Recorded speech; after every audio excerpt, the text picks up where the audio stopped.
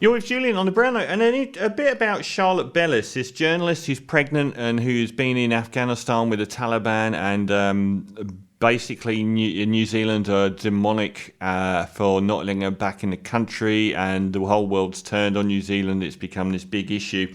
And I hadn't really followed this story. She was pregnant, and she's pregnant, and she's being denied entry into New Zealand due to their visa system. And I just got this furious message from my brother Nick in New Zealand.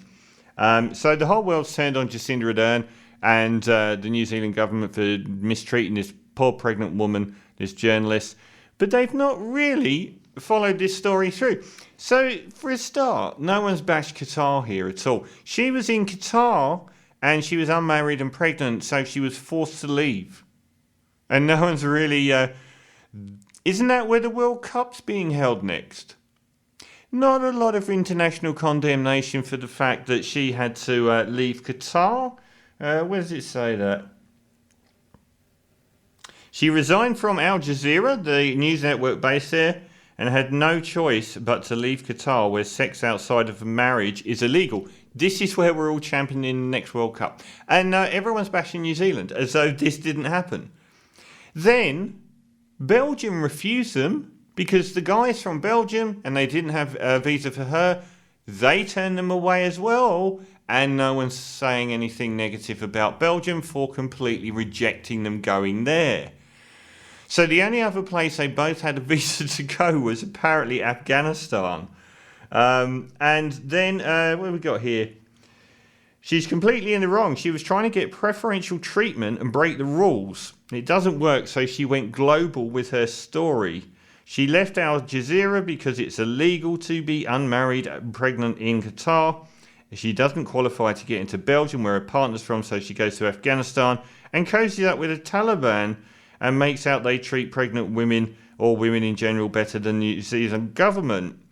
And everyone's gone nuts. Obviously, the right-wing media in New Zealand are attacking Jacinda and blaming it all on her, and basically they're making it out to be this huge human rights story.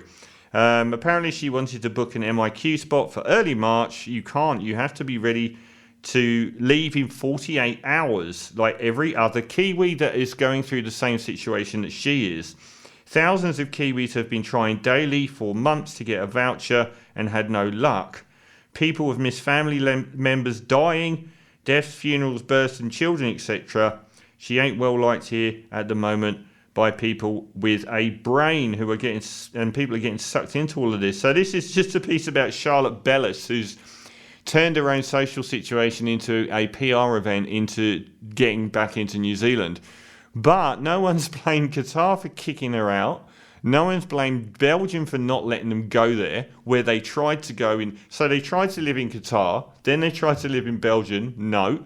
And then they tried New Zealand and tried to fast-track themselves through a system where they didn't meet the criteria.